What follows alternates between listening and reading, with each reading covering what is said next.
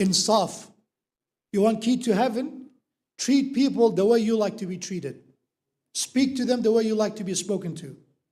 Insaf. Not that difficult. What we say in Gaza, it's a valid question that I wish more journalists asked this question. So how would you feel if somebody come and take your land? What would you do? What if somebody come and humiliate you? What are you going to do? What if a bully comes and said, you know what? I can do it because I have the power. Insaf. Put yourself in the shoes of others. Imam said, if you have this, this is the second key to heaven. People of Jannah don't have double standards. Those who are racist, apartheid that we see, those who have two set of standards. One is standard for me, one is standard for others. When people talk to me, please don't lie to me, be honest, understand me. When it comes to you, no, you should forgive me. It's okay, I make mistakes. Allahumma salli ala Muhammad.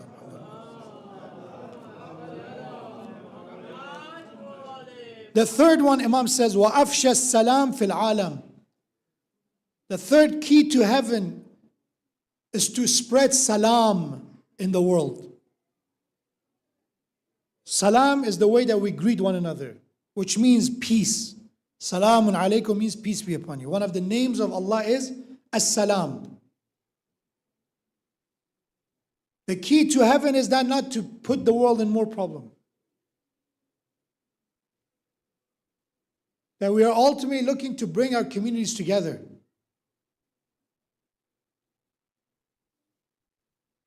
It's unacceptable for someone who wants to end up in heaven to be the one who look for excuses to disconnect from other people. I'm in fight with someone. Why? They said this to me 5 years ago. I'm not letting it go. The most ridiculous excuses that people find to stop talking to one another. Siblings, brothers and sisters who don't talk to each other for the most ridiculous reasons. If somebody doesn't think like you, I'm not talking about having fundamental differences. No, very, very minor differences.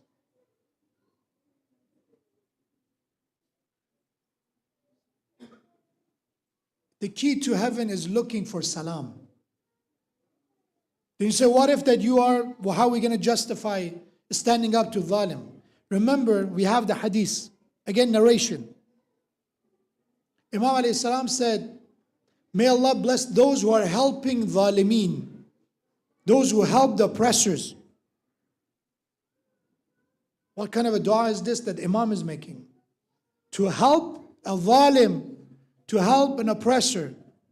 They ask Imam alayhi salam, how is that somebody help a zalim and get blessing and dua and approval? And Imam alayhi salam responded, when you stop zalim from dhulm, when you stop an oppressor from continuing with their injustice, you're helping them. If you let them run loose and do more damage, you're not helping them. When you restrain a zalim, when you control it from continuing their corruption, you're helping them. That's kind of a help you have to do to the zalim. So when you stand up in the face of injustice, that's doing a favor to the zalim. And the fourth one, the fourth key for the house in Jannah, Imam Sallallahu said, وَتَرْكُ الْمِرَاءِ وَإِنْ كَانَ مُحِقًّا. To quit and abandon arguing for the sake of winning the arguments, even when you are right. Muhiqqa means even if you have the haqq. Sometimes arguing, let me be clear, again, I've been doing this for a while now. Lectures, questions, answers. Sometime I remember a while ago, a young person came to me in their 20s. So, I have this conversation with my friend. Give me an answer that I can convince them. And I said, you came to the wrong place. I don't have it. I can offer an answer to your question, but if you're looking for an answer to convince another human being, I don't know. I cannot guarantee it. There are people that we can argue to them that right now is night outside, but they're so stubborn that this is day. Good luck proving to them. I've been in an accident that somebody hit me from behind, rear-ended me, and they're fighting with me over that they are right. And it's not that complicated. You don't need a police officer. You hit me from behind, you rear-ended me, it's your fault. But no, they're arguing. So what should I do at that position? Advance that argument? Continue with it? This is what is known as mira'. Those who argue for the sake of winning the argument, not for the sake of educating, enlightening, teaching other people. If the intention of our speeches, our conversation is that, you know what, I try to help you. I think you can benefit from this conversation. I can show you the way. I hope I know some truth and haqq. I'm going to share it with you. If that's the intention, you don't need to shout. You don't need to scream. You don't need to repeat yourself. You don't need to attack someone. Nothing. I said it. And at the end, if they say, you know what, I heard you, but I don't want to listen. I said, okay. You know it. And we should know about mira'. You will waste a lot of time and effort and energy if your intention is to change people's mind. Yahdi man yasha. Guidance is not in our hand. Allah helps and people have to choose. If they want to be guided, they will be guided. If they choose guidance, they will get it. Going back to what I started with, seekers are finders.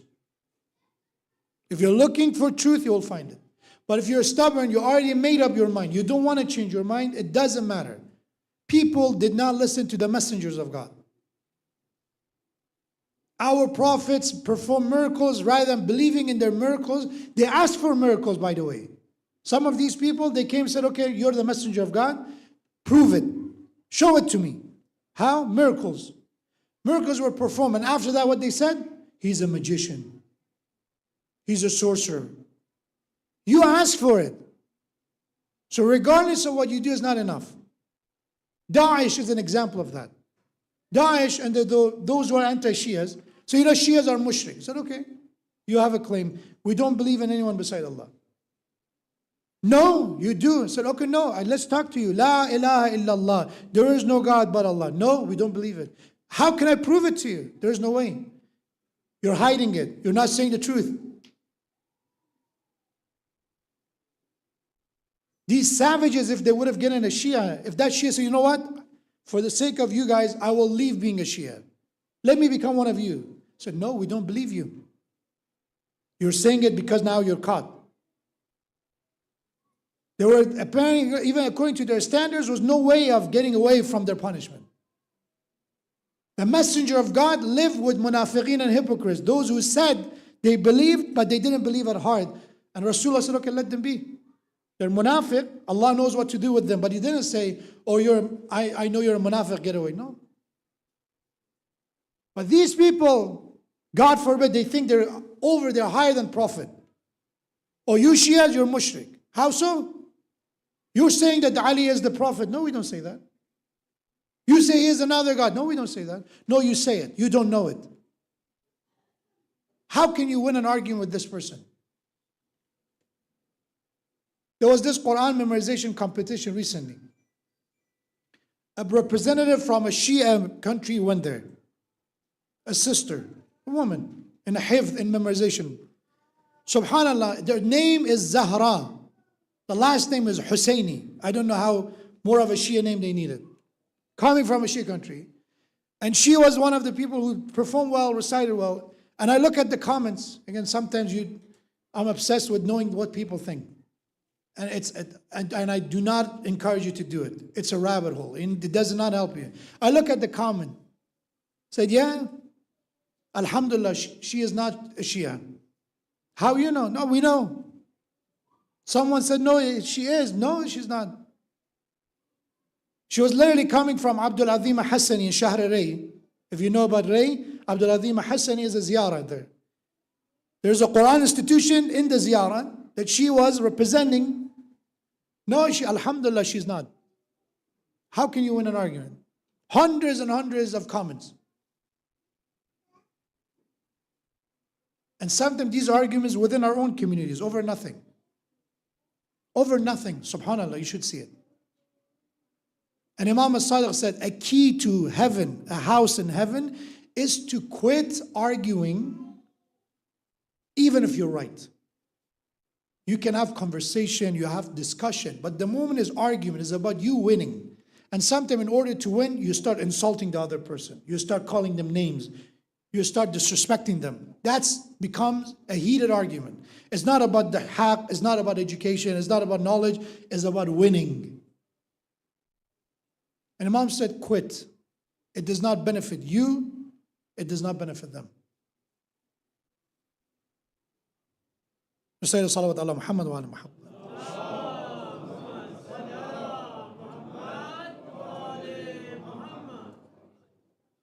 So again, to just summarize this,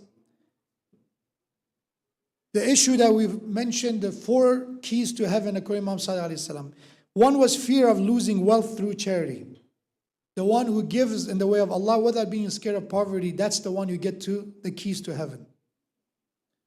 And the way we can get away from that fear is to understand Allah subhanahu wa ta'ala's promise of rizq. Allah said, if you give in the way of Allah, it's not complicated. That's the misunderstanding. So, okay, the teachings of our faith said when you spend, when you give a charity, it increases your rizq. So I look at my bank account. Let's say if I had $1,000 in my bank account and I donated $100. I look at it and it's still $900. How it grew? These are just something that people say, the sheikh on the member says. First of all, if you do it because of the sheikh or people, as I said, don't do it. Give charity for the sake of Allah. Your business is with them, no one else. If you do it for people, people will disappoint you. Don't do it for the sake of people. Allah will not disappoint. But the answer is when Allah said, I increase your rizq, it doesn't mean it give you more money. Rizq, it means what we need in order to live a good life. That's rizq. Sometimes good family is rizq. Having a good wife, good husband, good children is rizq. It's sustenance. Having good health is rizq. Just start your day and you don't feel horrible is a rizq. Being able to enjoy small blessings of a life, that's rizq. I know people that you can put hundreds of dollars of worth of thing in front of them, it doesn't make them happy. And you give a piece of candy to a child, it makes them happy. So rizq is, Allah said, when you give charity, and there are, by the way, studies about this. I talked about this a while ago. You can look it up. Those who are giving to charity, they are happier people. Giving sadaqah, giving donation helps for your mental health. If not for the sake of iman, is good for our mental health. Obviously, we do it for the sake of iman. But there are benefits. These are studies nowadays. That's you see even wealthy people, they go and volunteer. Work at soup kitchen.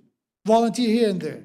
Because one is now, okay, some of them say, I don't believe in God. But doing these things make me feel better. That's rizq. Yes, your 1,000 become 900, but that 900 will make you happy in a way that $2,000 will not make you happy that way. It will not give you that satisfaction. That's rizq. Second one was difficulty in being fair when is involved personal losses. I said insaf. Put ourselves in people's shoes and make us more fair. Put yourself in the shoes of your children. Put yourself in the shoes of your husband, your wife. Just for a moment, imagine you are them. Then it's not that difficult to help. It's not that difficult to understand their pain, to understand their issues, their complaints, because you have insaf. The third one was ifsha'us salam, which is again peace and unity in society. That's what we're looking for. Jannah, what kind of place is Jannah? Muttaki'ina alayha mutaqabilin. Allah said in heaven, one of the ways that people enjoy themselves in heaven is that they sit together and they have conversation. They get together. They lean on these couches that Allah created for them in heaven. Mutaqabilin, they face each other, they have talks. لا تسمعوا فيها لاغية. They don't do gossip, they're not jealous, they're not bitter people. They enjoy themselves with talking to one another. They're together. One of the worst punishment of this dunya is loneliness, when we are alone. When someone feels alone. And in Jannah, one of the greatest gifts of Allah is being together. Even Allah said those who are believers, they will be with azwajihim, they will be with their families. It's not that their families will be abandoned. Even in heaven, if they want to be with their families, they will be with their families. Ifsha was salam, spreading salam means you bring the unity. No one has to feel alone. That's why ifsha means say the salam out loud. It's recommended in our faith. You go to anywhere, once you enter, say salam. Don't wait for other people to say salam. You say the salam. And the fourth and the last one was tendency to argue and prove one's superiority, which was mira. The problem is that people want to say, I'm right. I was right. The moment you're fighting to prove you're right, you're not doing it for the right reason. You're serving the ego. If you're doing it to help them, right? It's not about I was right. It's to help that person. I saw someone, they're going to the wrong direction, the wrong path. It's not about my ego and to say I'm better than you. It's to say if I think you can get help from me. I'm here to help you. And one way to do it is to avoid mira, arguing for the sake of argument. Sometimes it's the best as part of aql, as part of the wisdom, is to know when quit arguing. The timing. You start a conversation, you hope it goes somewhere, that sometimes it doesn't. It's important to use our intellect, our wisdom, to know when to stop. To see that there is no more benefit in continuing this argument, this conversation. May Allah subhanahu wa ta'ala grant us being, inshallah, the companions of the prophets, the companion of Ahlul Bayt in the Jannah in Day of Judgment, inshallah. May Allah resurrect us with the Prophet and his family. And may Allah subhanahu wa ta'ala, one of the dua after Salatul Fajr, after Salatul Subh is, As'alullah al-Jannah. It's been recommended to say, Ya Allah, I ask you, I request Jannah, heaven. And that's the eternal bliss we're looking. And when we're asking for that, we're saying, Ya Allah, I know that this world does not last forever. When I ask you for Jannah, it means I recognize what dunya is.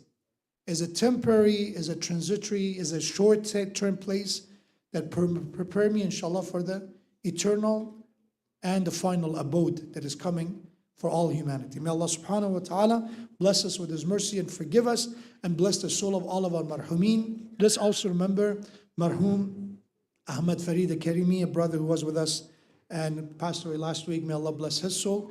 And all the other marhumeen that passed away recently, all the Shuhada Islam, Lebanon, Gaza, and everywhere that we have some other marhumeen. I think it was Abdul Razak Rizai, a brother who asked to do dua for him. He passed away recently as well. And any other marhum that you remember, let's remember them with recitation of Surah Fatiha and Salawat ala Muhammad wa Ali Muhammad.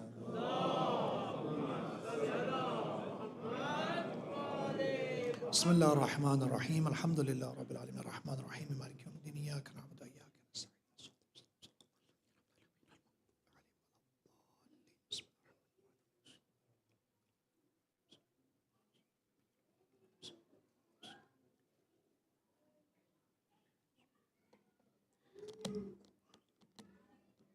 As it was mentioned, Saturday school will be open at 10 a.m. tomorrow till 1:30. And also the youth event will be at 7 p.m. The youth group event that they have, inshallah, will start at 7 p.m. tomorrow. Jum'ah prayer, we start a bit earlier. We start at 12:45.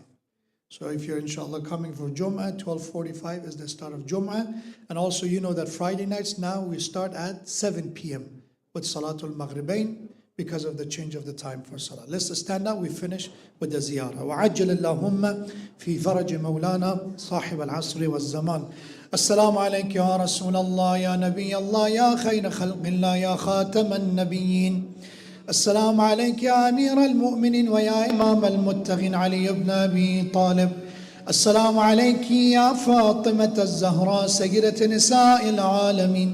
السلام عليكم أيها الحسن والحسين سبطي نبي الرحمة وسيدي شباب أهل الجنة أجمعين. السلام على علي بن الحسين زين العابدين. السلام على محمد بن علي الباقر. السلام على جعفر بن محمد الصادق. السلام على موسى بن جعفر الكاظم. السلام على علي بن موسى الرضا. السلام على محمد بن علي التقي الجواد. السلام عليك يا علي بن محمد الهادي النقي. السلام على حسن بن علي العسكري. السلام عليك يا صاحب الزمان يا خليفة الرحمن يا إمام الإنس والجان يا أبا صالح المهدي. عجل الله تعالى فرجك وسهل الله تعالى مخرجك وظهورك.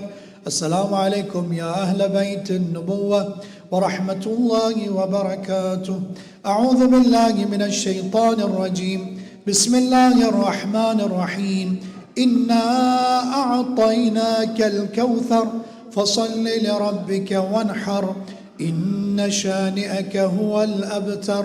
صدق الله العلي العظيم وصلى الله على سيدنا محمد وآله الطاهرين.